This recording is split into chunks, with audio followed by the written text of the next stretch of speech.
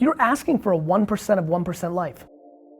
So far I've heard, I didn't want to eat shit and put out stuff and deal with no feedback for a year or two. I don't want to spend the 3 or 4 hours to like learn it because it seems like there's so much. You have to realize when you're asking to live a 1% life, that you need to do 1% things. Right. You got your perspective. I just want to be happy. Don't you want to be happy?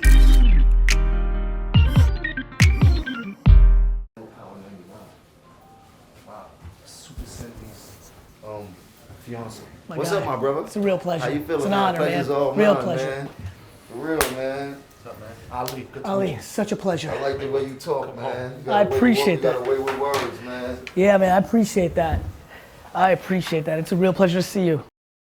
We were just talking for a second, and you know, I mean, like him being like a living legend and one of the people who could actually touch Diddy, touch Meek, touch anybody at the same time. I'm aware of all of it. He has all that leverage, and he has this phone company. And he wanted to talk a little bit about the phone company and let's go. What to do with it. How did it start? Who reached out to you? In the right place at the right time. Always. I'm frequent in Miami a lot. You know, a small community. Of course. I really want to get because there's a lot of you that I see that reminds you of myself, which is all of this. Yeah? Because that means you spread in so many different ways. So how the fuck do you reel all that shit back in and then make it work for you? The reason I think I've been able to pull it off is 60 to 80% always go to one core big thing. And then I get my nut off on all my other stuff. But I got one thing that's like, you know, like it's like a piece of, it's like food. Like there's always a steak or a chicken. But then I got a fuckload of Brussels sprouts and carrots and, you know, but there's always a core. And that was the phone. And that was either the wine store in Springfield, Jersey, or VaynerMedia. If we could figure out on Instagram or Facebook or Snap, you know, there's places like, for me, it's running ads on the internet in lower income individuals, targeting lower income individuals who are more likely to not have a plan, in that sweet kind of like 20 to 30 spot, because if you're younger, a lot of times your parents are doing it.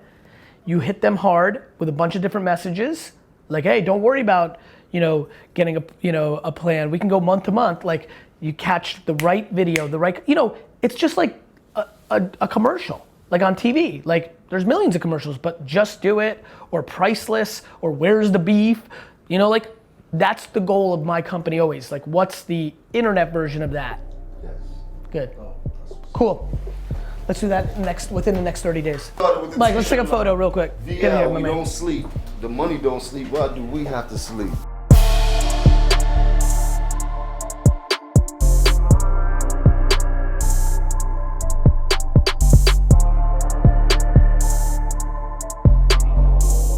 So I put out a bunch of videos, but very sporadically here and there. I Yep. get inspired every once in a while. I put out like 4 or 5 videos like everyone else. Which Okay. is why I see why most people quit. And then nobody watches it. So I think more back to maybe your wine library days where you just kept pumping them out and out. And it took 5, 7, 8 years. Is that what I'm facing really? Is that just like, yeah, it's like 3, 5 videos constantly, and then eventually. Like you just care about short-term feedback loops. It's like I don't have even any feedback. So I'm trying to think, how do I? Well, a couple things you could do. You could spend money against the content. Okay, that I don't really have. Right. So then you can just be patient and wait for it to come. And when I say you can spend money, and maybe you don't have this either, but you're here, so you should have this, I think.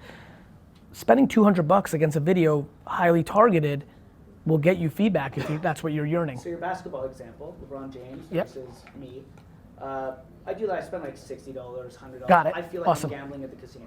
Yep. I feel like I'm playing the slots. Yeah. Like it's not a tool. So then it brings me back to your, be a practitioner. Spend 3 weeks and learn on YouTube. When I go on YouTube or actually YouTube, it just feels like there's so much out there. Everybody's saying a different story. It's like hard to. I think the thing that you have to wrap your head around is what you're asking for. Think about this. Yeah. You said, it's really important. I think you're gonna know where I'm gonna go. Okay. I wanna live a life where I can travel 3 to 4 months a year and still run my business and make money. Like, you're asking for a 1% of 1% life. You're looking to build a personal brand so that you can travel 4 months a year. Yes. You have to realize when you're asking to live a 1% life, that you need to do 1% things. Right. Right. So far I've heard, I didn't want to eat shit and put out stuff and deal with no feedback for a year or two because it doesn't feel like it's accomplishing anything. That makes sense to me. Yeah. No, I don't even 10 years. Yeah, 15 yeah. years. I don't want to spend the 3 or 4 hours to like learn it because it seems like there's so much. Yeah, man. So it's just video after video, because you know things like, Stick with me here though. Okay, yes. You want to live a 1% life? Like, you have to do 1% things. Like, that's super hard to live a life where you get to travel 4 months a year. Right. Like, that was outrageous of what you just asked for. Okay. I mean, No, but think about it. But this is everything. This is the whole nut that you have to, the reason you haven't figured out, you're fucking out of your mind with what you're asking, thus you have to do ridiculously hard shit to get there. Yes. And you're not even giving it a chance, you're bailing on the hard shit within seconds. Like every data point that I've heard so far, and it's okay, is like no chance, let alone some chance. right. Because I don't think you've quantified how ridiculous what you're asking for is. Okay. Can I just say I do that? So I'm the living example. I do exactly what you said. Which is? Travel 4 months a year and have a business and have it grow. Yes. Hiring the right people. You're the oldest guy in the room.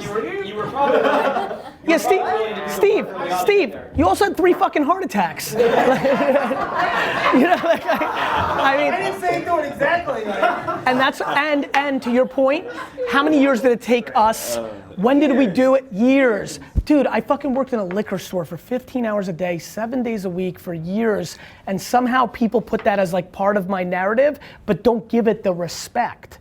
You want to live a 1% life. I understand that. Cool. So I've wanted. So then you Yeah. wanted to build, you told me you wanted to build it, you thought that building a personal brand is the way to do that. The 2 core things in building which is fine, the 2 core things in a personal brand, you've bailed on immediately. Patience and practitionership, you don't want to do either. I know that you're going to want to take some photos. I need to like just count. No, you What? gotta go. Okay. I'll take this to your office. Cool, thank you. I'll see you guys later. Thank you guys. Thank you so much. Thank you. We're late. So one thing we want to do, what size t-shirt are you? I'm gonna grab you a t-shirt. Medium. I'm gonna grab you a medium. Am I going to wear that? I'm gonna give you that. We just wanted to take, before we start the programming, one quick picture with the whole board. Who are we missing? Missing Simon, Danny, Ben. How have you been? Good to see you. Oh well? Everything's really good. Makes me happy. It's really good.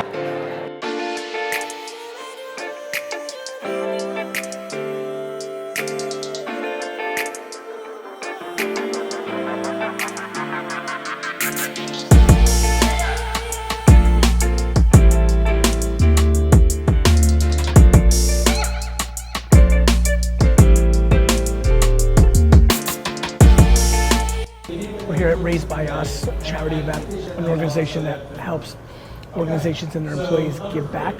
Really enjoying it on the board, super happy about it. Here with this beautiful man, Ben Lair, founder of Thrillist, chairman of Group 9, CEO, not chairman? I don't know actually, I'm not sure. He's a Mets fan. What's this for? It's It's a blog, yeah, you're famous now. God, yes. So board people, when I come and say hi, these are all tirelessly supportive individuals. My original co-founder Danny, who managed this whole line, Ben, Gary, Beth, Emily, and Ellie in the corner. So thank you all for.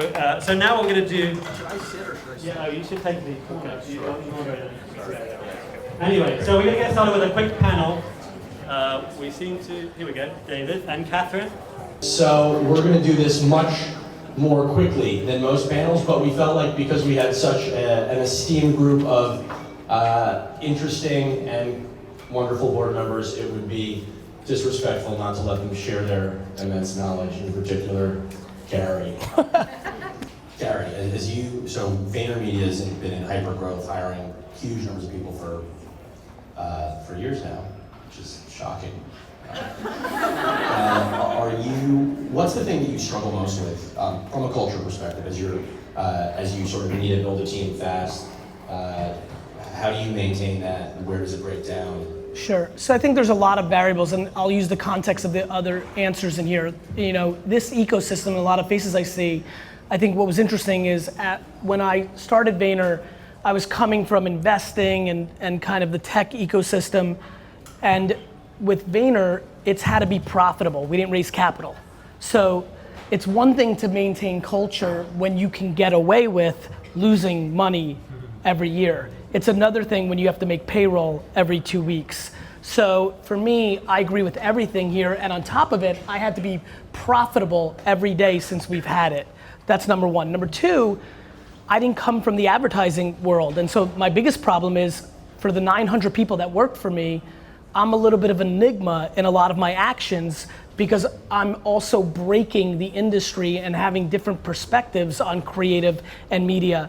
So the truth is, every day in the process of what we're doing, I'm fighting a market that doesn't necessarily want to buy what I'm selling, employees that are holding up the past on a pedestal. So Ben, everything's a problem. Does the New York tech community have an obligation or responsibility to give back, and why do you think that's the case? And one of you does have to answer, even if not you like the question. I mean, the answer is yes, because if to me, it's not about the New York tech community, it's about every human and organization on earth. If you have there's an unbelievable misunderstanding of how much abundance there is in the world.